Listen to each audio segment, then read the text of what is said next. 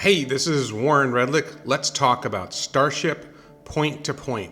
The great thing about going to space is there's no friction, so you can get to most long distance places, like I said, in less than half an hour. And if we're building this thing to go to the moon and Mars, then why not go to other places on Earth as well? Basically, what we're going to do is we're going to fly BFR like an aircraft and do point-to-point travel on Earth. So you can take off from New York City or Vancouver and fly halfway across the globe. You'll be on the BFR for roughly half an hour or 40 minutes. Elon Musk and Gwynne Shotwell and SpaceX have a plan to use the Starship platform with Super Heavy or without to carry people from places on one point on Earth to another point on Earth. But it's crazy, right? Like, this is never going to actually happen. Oh, no, it's definitely going to happen.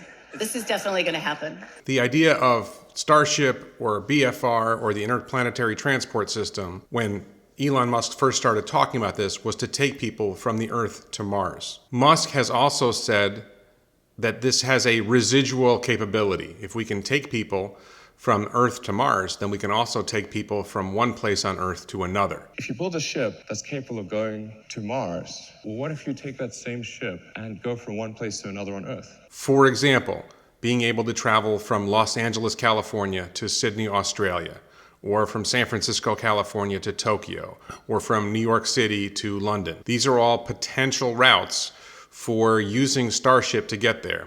So let's talk about how this might work. In this video, we're going to talk about what's practical, how much it will cost, how it will work, how much money it might make, problems of this system, benefits from this system, and more. If you know the basics, you can skip ahead. There's an index in the description that gives you different spots in the video that talk about different topics. So let's talk about the big idea. Elon Musk and Gwynne Shotwell, who's the president and COO of SpaceX, both talked about using Starship, the Starship platform, to take people from one place on Earth to another. A great example of how this could make life better for a lot of people is imagine the New York City to Singapore route. That is an 18.5-hour nonstop flight, and Starship could do it in less than an hour. It would save passengers over 17 hours. Now, New York to Singapore won't happen first. One of the issues that anything like this faces is traveling over land, which won't happen right away, and I'm going to discuss that later in the video. In the shorter term, think of a different trip, Los Angeles, California to Sydney, Australia.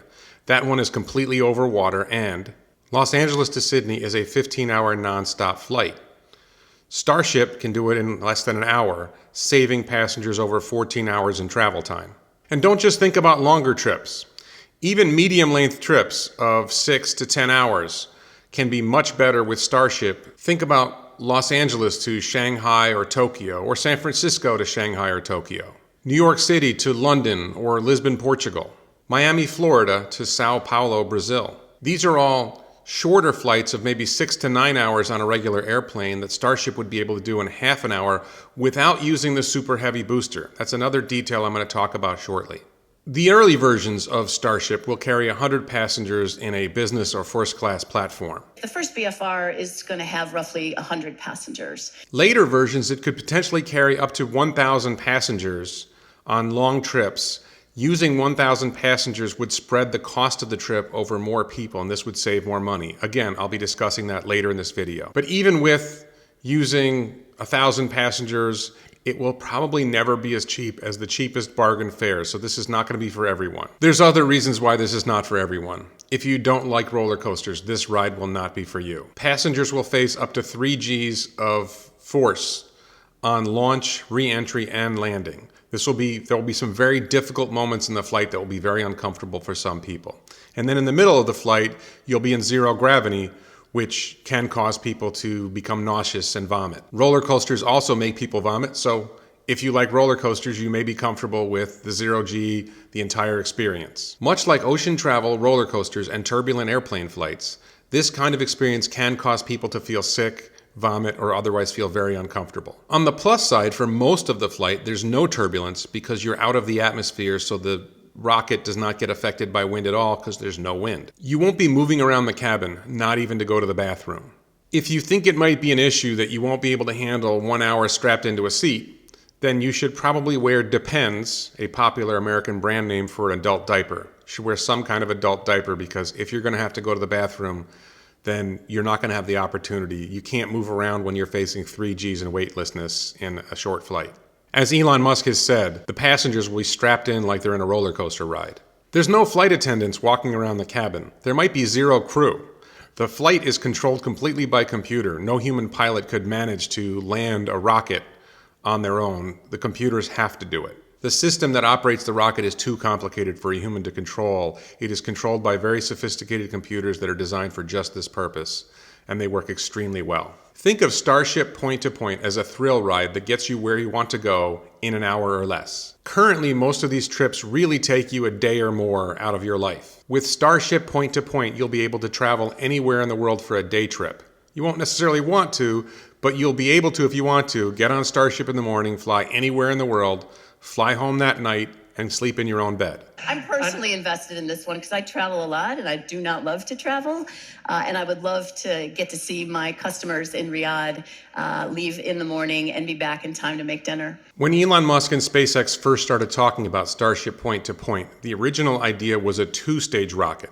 The Super Heavy booster would accelerate the Starship, the upper stage, with the passengers in it. The Super Heavy booster launches the second stage Starship up to about 50 miles or 80 kilometers in altitude, accelerating it to about 5,000 miles per hour or 8,000 kilometers per hour. That's about 7 times the speed of sound. Starship's boosters then kick in, accelerating the rocket up to the speeds of as much as Mach 25, which is 19,000 miles per hour or 30,000 kilometers per hour. Starship is being launched on a ballistic path, which will deliver the missile, with you in it or the passengers in it, to its intended target, not to blow up and destroy things. That ballistic path is designed to bring you back into the atmosphere at just the right moment, so you'll be able to land at your destination. On re-entry, you'll experience significant turbulence and substantial G-forces as the atmosphere slows down the rocket. After re-entry and you're in the atmosphere, the rocket will gradually slow down more as you approach your destination, and then there'll be a landing burn,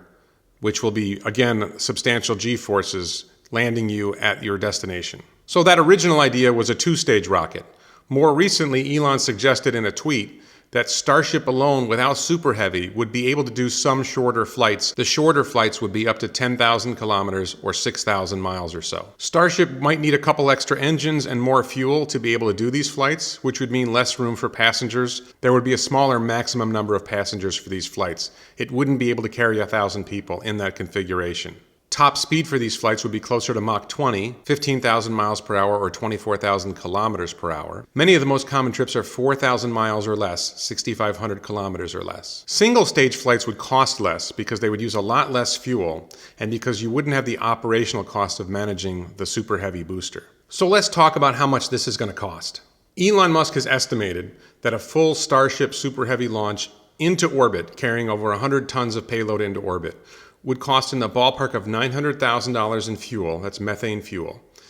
And when you add everything else in terms of operational costs, about $2 million to launch that 100 plus tons into orbit. Our Starship program, the cost of fuel oxygen is about $900,000 per flight. $900,000 for pilots. You should consider our operation costs, maybe like $2 million a flight. The good news is that human payloads are much less weight, much less mass than orbital payloads that are typically being launched. That while Starship can carry over 100 tons into orbit, 100 passengers, when you add up their weight, adds up to about 7 tons. Not 100 tons, but only 7 tons. And when you add in the luggage and everything else, maybe you get to a 10-ton payload for 100 passengers. A 1,000-passenger flight would be closer to that full 100-ton payload, although most people think Starship will be able to carry a lot more than 100 tons into orbit, 150 tons or more. So in that initial two-stage configuration, with a lighter payload of only, say, 7 tons for 100 passengers, the fuel cost should be a lot less than the cost for a full orbital launch. If SpaceX is able to get the total cost of that Super Heavy Starship launch, two-stage launch, of 100 passengers going somewhere on Earth, down to $1 million for the flight, that $1 million divided by 100 people works out to $10,000 a passenger. Add in something for profit and you're talking about $12,000 to $15,000 a ticket. That sounds like a lot. Keep in mind we're talking about one way. And first-class passengers will often spend $10,000 on a flight Now those people are able to save a substantial amount of time. They might very well be willing to pay $15,000 for that flight. If SpaceX is able to get 1,000 passengers on one of these flights, that spreads the cost over a much larger number of people. So if it's a $2 million launch spread over 1,000 passengers, that's only $2,000 a passenger. Still a lot of money, but down to $2,000 a passenger cost. Again, figure some profit. It's $2,500 for a ticket. When you compare that to business class flights or first class flights, it actually becomes quite reasonable. One of the potential problems with 1,000 passenger flights is just whether there are markets that are big enough to support 1,000 people. And that's another thing I'm going to be talking about later in this video. Now think about shorter flights. Let's talk about Elon's plan to use Starship alone for flights of under 10,000 kilometers. Which is about 6,000 miles. The fuel cost for that might be closer to $200,000 or $150,000 for that flight. So your total flight cost might be around $300,000. Keep in mind you're not paying for flight crew or pilots. If you spread that $300,000 over 100 passengers, you get $3,000 a person. Add something for profit, it's $4,000. That's a bit more than a typical business class flight for that distance. But again, you're saving people a huge amount of time and maybe they'll be willing to pay for it, or at least some people will be willing to pay for it. So you're talking about a $4,000 fare for people to fly from New York City to London or from Los Angeles to Tokyo. The cost really starts to make sense if you think about carrying, say, 500 passengers on that single stage Starship and you go from Los Angeles to Tokyo or Shanghai or New York City to London. Because now you're increasing the fuel cost in order to be able to carry the larger payload. But let's say that brings the total flight cost up to $500,000 over 500 passengers. That adds up to only $1,000 a passenger in cost. Adding in profit, maybe it's $1,500 per passenger for the fare. And that becomes a very reasonable cost. $1,500 from New York to London is well below what business class fares cost now. So that could become a very cost-effective plan. It could be something that could generate a lot of business. And again, keep in mind staffing costs are much lower for this because there's no flight crew, there's no pilots, there's no flight attendants, there's just ground crew. Now I think the biggest question, and the question that motivated me to make this video, is how big is the market for Starship carrying all these passengers point to point on Earth? Elon talked about carrying 1,000 passengers point to point. Gwynne Shotwell talked about making 10 flights each way per day. If I can do this trip in half an hour to an hour, I can do dozens of these a day. What we're talking about here is SpaceX is taking a bunch of people from one place on Earth to another place on Earth. And there's really a question of how many people are making that trip from, say, New York to London, or from New York to Singapore, or from London to Sydney, Australia. How big is the market, a number of people that want to make that trip on a daily basis? If you're going to carry 1,000 people on this flight and you're going to make this flight 10 times a day, that means you need 10,000 people who want to make that trip. And I wasn't sure how many people make these trips that would support having these trips going in the first place. When you look at airline routes and which routes are the most traveled, there's a list of the top 50 on Wikipedia, and almost all of them are 2,000 kilometers, 1,200 miles or less. These are short trips that you wouldn't bother using Starship for. So some of the most common air travel destinations, I think there's only 2 that are more than 2,000 kilometers, and only one of them is close to 4,000 kilometers. So the vast majority of popular flights are shorter flights, and there's no real role for Starship on those because it just doesn't save enough time. It's not really practical to make those trips. Even when you look at the busiest so-called long-haul routes, which are long flights, many of them are 4,000 kilometers, 2,500 miles or so. They're just not that long. So Starship's advantage is not that big on those flights. When I look at the numbers, the busiest route that seems to make sense is New York City to London.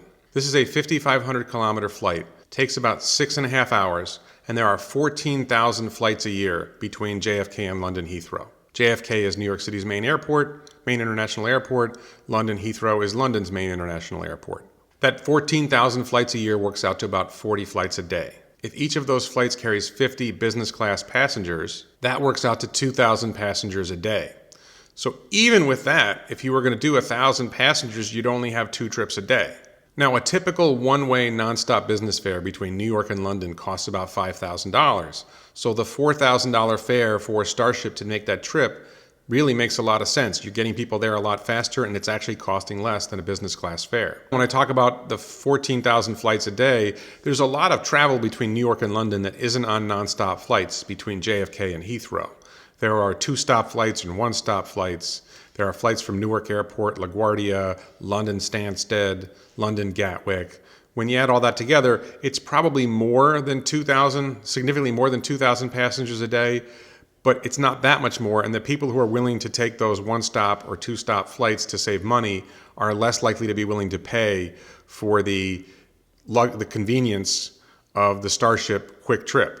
But when I run the numbers, there should be enough volume to support New York to London Starship single-stage flight going maybe 5 times a day each way. It gets more difficult when you look at other city pairs. Another popular long-haul route is Tokyo to Honolulu. Non-stop business fares between Tokyo and Honolulu are typically less than $2,000. There are 21 flights a day making that 8-hour trip, so it might be harder to sell enough $4,000 fares to sustain the volume to support many Starship flights. If you increase the number of passengers per flight and you get to 500 passengers, you're lowering the cost of the fare substantially. But now you have the problem of whether there's enough volume to support 500, how many flights are you going to support with 500 passengers a day? There just aren't as many people who are making that trip in the first place. It is possible that I'm underestimating the amount of traffic between city pairs because I'm only looking primarily at nonstop flights. There are many routes that use connecting cities, 1 or 2-stop trips, that a lot of people are taking, and Starship's speed advantage would make it even more attractive to those people because they're taking much longer amounts of time to make their trip. At the same time, those people are probably people who are looking for bargain fares, so they might be less willing to pay the extra cost for the Starship trip. There's a positive side to this, that when you get to 500 or 1,000 passengers on Starship and you're lowering the fares and still making this a very fast trip, it could conceivably expand the market for international travel and really make the world smaller. Really make the world feel smaller, connect more people from more places together. So that's an optimistic side. But I still think this is a big question. Does the money work? Are there enough passengers willing to pay the money that it costs to make these trips to be able to support Starship working? I think if you do it at the small scale of 100 passengers and the really rich people, yes, there's some passengers that's enough to support a small number of trips. If you're trying to make it popular and serve a larger number of passengers, I think there's a challenge of getting the price to work and finding the city pairs that make it work. Another possibility is Elon has talked about connecting multiple cities to one spaceport with Hyperloop. So if you put the spaceport on the California coastline halfway between San Francisco and Los Angeles, and you run a Hyperloop from San Diego, Los Angeles, San Francisco, and maybe even Seattle to get to the spaceport, and now you have all West Coast travel, maybe even Vancouver. Now you have all West Coast travel going to one spaceport in Asia that has Hyperloops to Tokyo, Shanghai, Beijing, Seoul. There's a lot higher volume, and you're just having those trips going back and forth. And then Hyperloop, for those who don't know, is a concept that Elon has been pushing of basically doing a tunnel from the spaceport and multiple tunnels from the spaceport to the different cities and taking people at fairly high speeds of 400, 500, or 600 miles an hour in a vacuum tunnel. That would allow people to land at a spaceport that's a few hundred miles away from their destination city and still get there in a half hour after they get off the Starship. There are still some big challenges for Starship's point-to-point plan. One of the biggest problems is that many cities are inland, they're not on the coast. Today, the vast majority of rocket travel takes place with rockets leaving from a coastal spot and traveling out over the water.